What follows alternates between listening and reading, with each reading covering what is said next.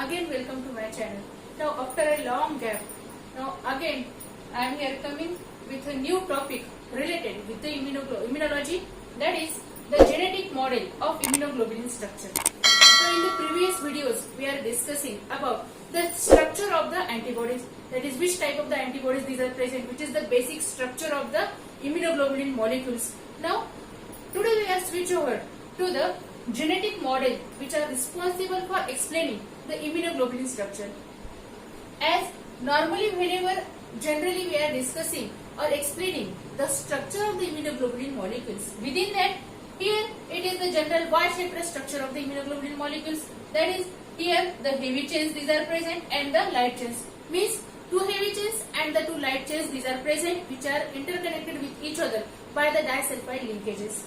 Now here majorly the main part within the immunoglobulin molecule, it is the antigen binding site.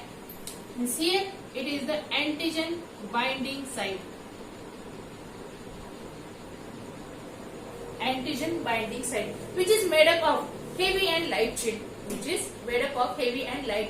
Now every time whenever there is the development of this heavy and light chain, these or whenever there is development of the immunoglobulin molecules, there is the diversity within this structure. Means there is presence of diversity within the antigen binding site. As we know that within our lifetime, the number of different types of the antigens, these are introduced to our body, and with response to that, the antibodies, these are get developed.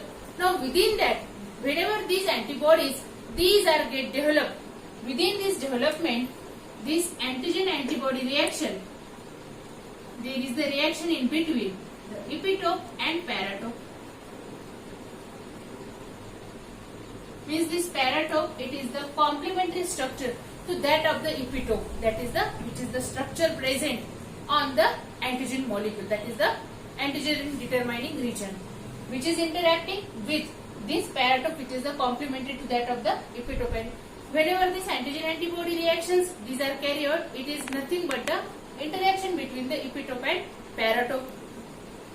Now within this, now we are discussing about which is the genetic basis for the development of this diversity within the immunoglobulin structure. Now there are the different ways, specifically the two different theories, these are put forth for explaining the genetic model for the immunoglobulin structure. That is, one it is the germline theory and another it is the somatic variation model.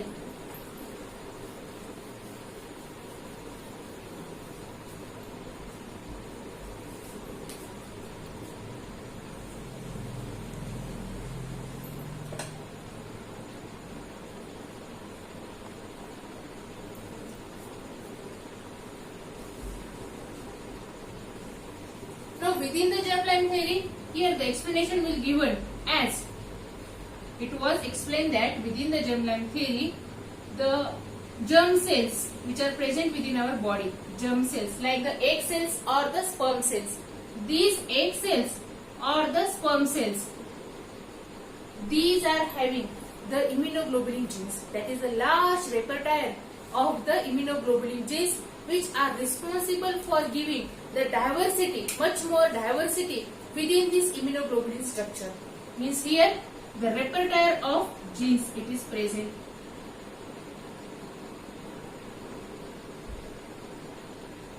Repertoire of immunoglobulin genes, these are present. Now here, as the repertoire of immunoglobulin genes, whenever we are discussing about the immunoglobulin structure, within that there is the variation, it is only observed within the variable region of heavy and light chain, that is within the paratope, that is the antigen binding site, which is present within the immunoglobulin molecule. But there are no any changes, these are happen with the constant region, So these all of the structures, it was not explained with this germline theory, as these are only germline theory was only explaining that there is the large number of or repertoire of the immunoglobulin genes, these are present, which are responsible for giving the diversity within the immunoglobulin structure. But it was not, it fails to explain the diversity within the variable region, but constancy within the constant region. Now, according to the somatic variation model, here the germ cells, these are having the small number of genes.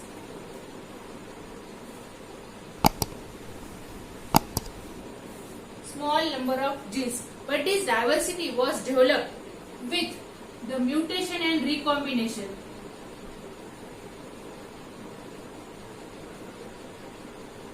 Mutation and recombination means here this genetic process within the somatic variation model, it was explained that this genetic process of the mutation or the recombination, these are responsible for developing this much more diversity within the immunoglobulin structure. But here again the same problem was arrived, that is, it can't explain how the constancy was maintained, because here they are only explaining that the mutation or recombination. Now we know that the mutation or the recombination, these are the sudden changes which are carried out. So these changes, these can be carried out at very different sites within the DNA. It is not constant, or these are not variable for specific regions. At any site there may be these occur. So this somatic variation model, it was also failed to explain the constancy within the constant region and the variability which is observed within the antigen binding site of the immunoglobulin structure. So whenever again there was the study within the myeloid proteins from the human beings, again it was observed that a single constant region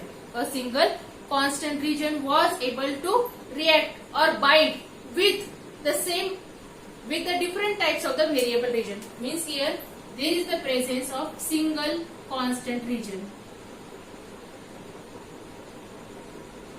Single constant region which can react or which can form association with different types of the heavy chain variable region.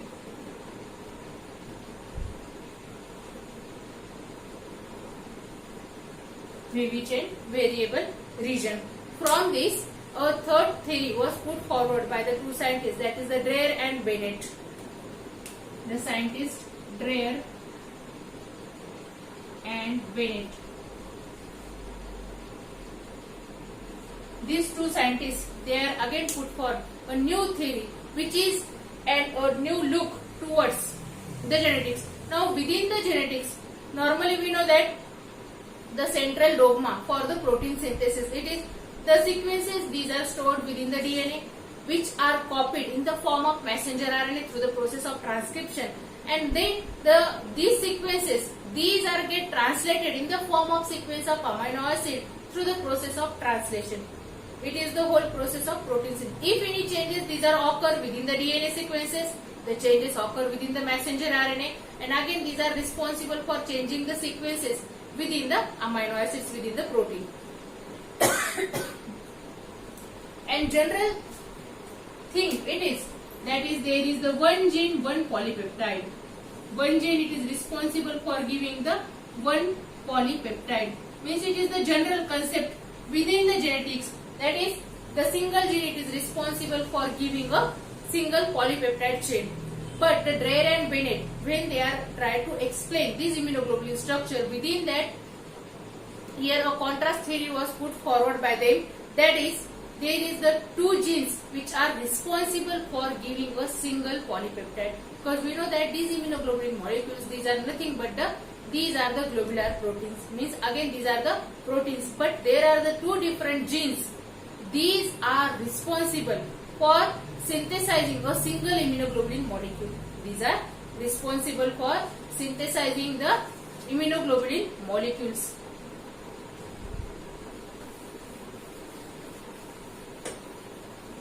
Means the variable region from the Dreyer and Bennett's model,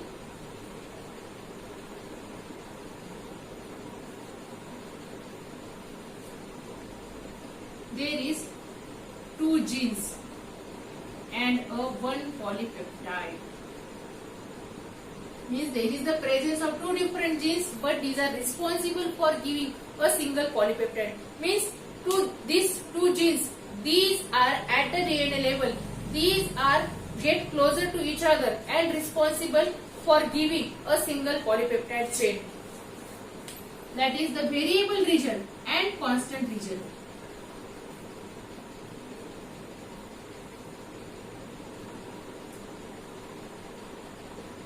The sequences for variable region and constant region, these are present or these are located on the two different genes. These are located on two different genes, and at the DNA level somehow these two sequences, these are closer to each other at the time of the protein synthesis, and then there is the synthesis of a single polypeptide chain from the two genes, that is for the heavy chain and light chain. For both of these, the variable region and constant region of both of these chains, these are synthesized, or the sequences for this variable region and constant region, these are present on two different genes. Now at that time, this theory was not accepted by the different scientists, because during within the genetics, the concept, it is the constant, that is one gene, one polypeptide. And this theory it is a breakthrough for this theory, that is the, again here there is the two gene, one polypeptide. So the scientists or the different scientists which are present at that time, they are not ready to accept that theory. Again, whenever the studies these are carried out, the different immunoglobulin genes, these are studied.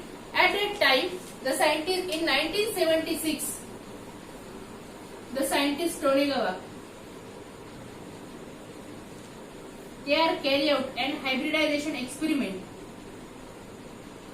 and through that hybridization experiment, means they are carry out the DNA sequences from the cells,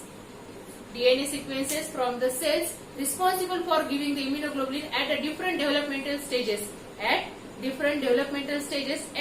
they are matches that sequences with by using the mRNA probe through the hybridization studies. From that, it was observed that during the developmental stages, whenever the B cells responsible for giving the immunoglobulin genes, these changes, these are occurred within the genes. And then this theory of two gene, one polypeptide was accepted, and it was clear that for the immunoglobulin gene structure, means the constancy within the constant region, it is due to this sequence, the gene responsible for synthesizing the constant gene, it is different, and the variable region gene synthesis, again it is also present on the different genes, means the sequence for the variable region synthesis and the constant region synthesis, these are present on two different genes, and then at the time of protein synthesis, these are get close together, and then there is the synthesis of the immunoglobulin molecule. So it is the genetic model which is responsible for explaining the immunoglobulin structure. So if you like this video, please subscribe my channel and also share this video with your friends.